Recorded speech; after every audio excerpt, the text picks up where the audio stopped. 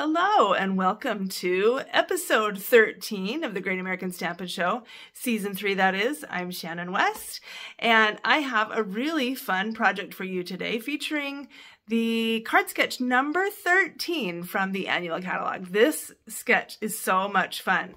I think you're going to love it, and if you choose to make a card, you could probably make a card right along with me, but you'll see that you can make cards super easy and super cute at the same time. So congrats to Jody, who won last week, a big win. Way to go, Jody, with her snowflake card. I did a really cute Halloween pouch and I loved it. So if you're into Halloween cards, a little Halloween fun fold, go watch that. And let's see what else. You'll want to make sure to sign up for my mailing list so that you can become part of so you can get the emails that we are sending for Christmas card tutorials. The card that I'm doing today is not one of those tutorials though. It's an extra bonus. But check the supply list below and you can make the card whenever you're ready. Okay, links to my competitors' videos also in my description. That is pretty much all the information. You ready to see the card? All right, let's go.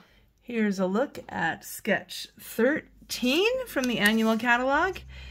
You'll see the tiny thumbnail if you look on page 22. I've made this one bigger just for the ease of this video, I suppose, and also so I can use it in the future. I'm going to keep a little pile of these.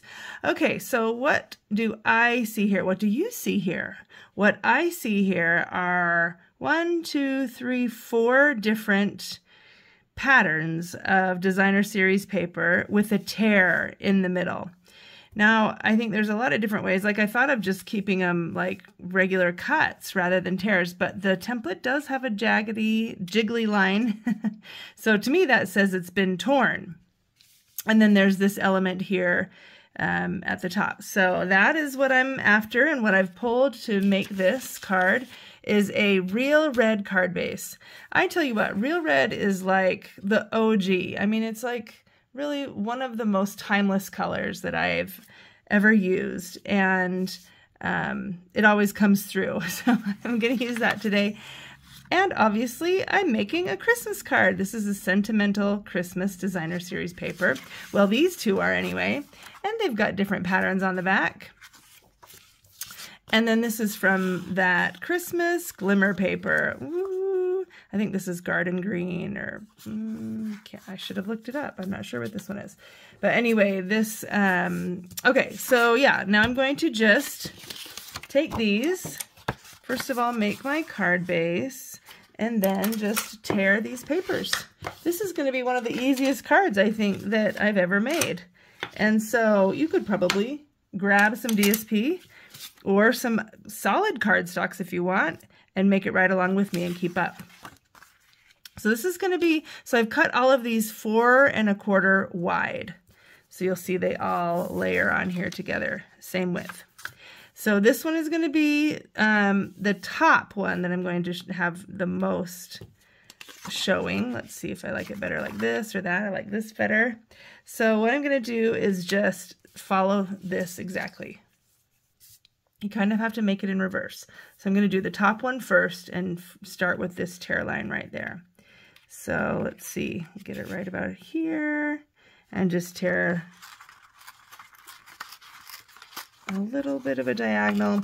And I like to tear away from the part that's staying behind so that the white center shows through there. I got kind of a little tear up like that. That's good. That'll look good. Okay, so that's like that. Now we're going to tear the others and tuck them underneath. So this one's going to be next, but I'm going to use the Christmas trees. So those are going to tuck right up under there. And so this one needs to be torn pretty straight. It's actually just kind of a little bit up, but pretty straight across. So.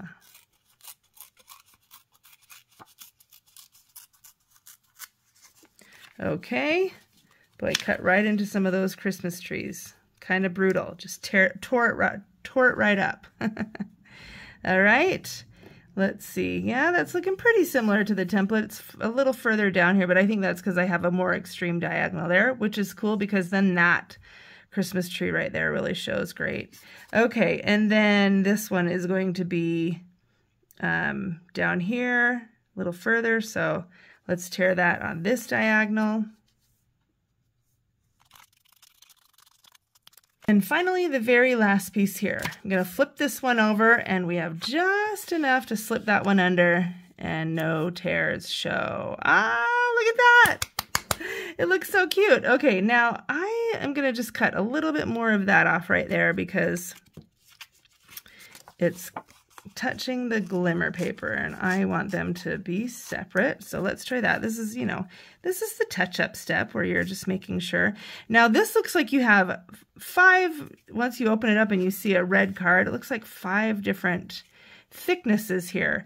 And so I cut each of these at 2 inches. Well, this one was a full 4 1/4 by 5 1/2, but each of these were 2 inches this way. Then when you tear it, it's 1 inch and something left. And so that gave a little bit of, kept it from being so bulky. Okay, now I'm gonna grab my liquid glue and just put this all together.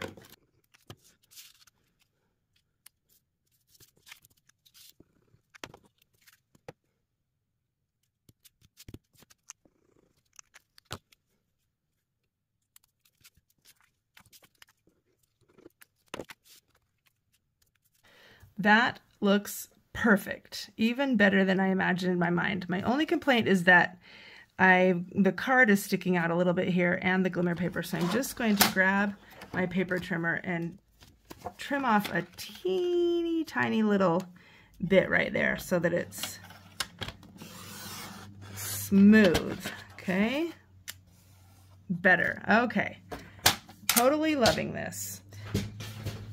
And at this point, I would say it could be fun to kind of rough these up a little bit more, fold them up maybe. It's Sentimental Christmas. To me, that says kind of vintage or, you know, old. It's sentimental from a day gone by. And so maybe it's a little bit weathered or worn. So that's one fun thing you do now. It's kind of sticking up and having a little bit more dimension. Okay. Let's do our greeting now. I have cut out this piece of real red with one of the dies from the Greetings of the Season bundle, and I'm going to snag Love and Joy. Is that it right here? Yeah, Love and Joy. I think that one will fit. Let's make sure. And just do a little bit of embossing right about there.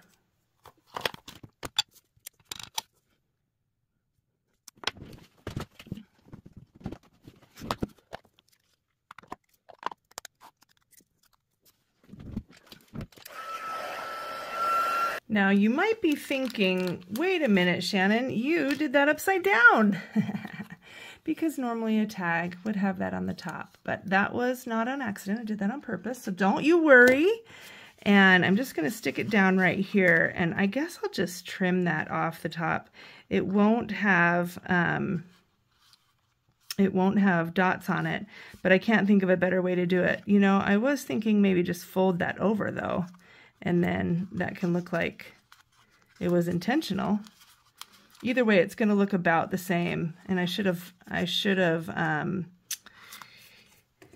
going to have to cut it because I should have scored it and then it would have folded a little cleaner. It didn't. So I'll just go like that, and it is what it is. Not going to overthink it. Okay, now before I stick it down to my card, I'm going to use some dimensionals for that. It needs obviously something to be in that little tag punch right there. So I'm going to try this. This is a brand new product. In fact, only demonstrators can get it at this point. So, you know, there's a perk for being a demonstrator. If you've ever thought about being a demonstrator, let me know. You can get product early. It's amazing. But this will be available in November. It's an online exclusive. And I thought, you know what? Let's see how this looks as a little bow. And this paper has like so many greens in the pack. I love it. It's got garden green and old olive and shaded spruce. It doesn't have Lost Lagoon, which is what this is, but I thought, you know what? It's fine. they're all going to blend together and look awesome. And it does kind of look, oh, this is even prettier than Lost Lagoon, I think. This is like an new and improved Lost Lagoon. It is kind of slippery though, so let's see how it will stay in a knot. Okay, I think it's going to be pretty good. All right, just cut that off. And now, let's see, it needs to be a little bit better proportion to the size of the tag. There we go. Cute. And then the last thing is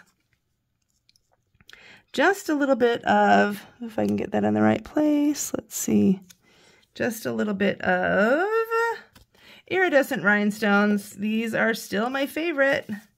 I just think they are so beautiful and look awesome with everything. So I think I'll just load up this card with a ton of rhinestones.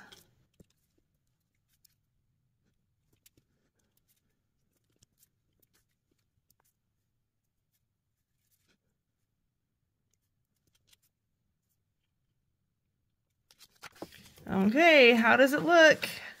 Does it match up with the template? I'm going to say it looks awesome. It looks exactly the same. I love it when a card turns out even better than I anticipate. I've got my iridescent rhinestones on there. I got 7, so I'm keeping with the odd numbers. And my advice when placing rhinestones is just not to overthink it. Just, you know, put them down there and just make sure they're not all equidistant apart. All right, got my real red card. Could put a piece in there, but it's still light enough it could be written on. And that is my entry for the Great American Stampin' Show, episode 13, Lucky 13. Oh my goodness, is this Lucky 13 for Shannon? We'll see. Only one way to find out, if you give me a thumbs up. I'd love your vote, but most of all, just thanks so much for watching. Really appreciate you spending the time with me, and I hope you make this card. It is one of the funnest and easiest ones and most rewarding to do. All right, that's it. Over and out. See you next week. Bye-bye.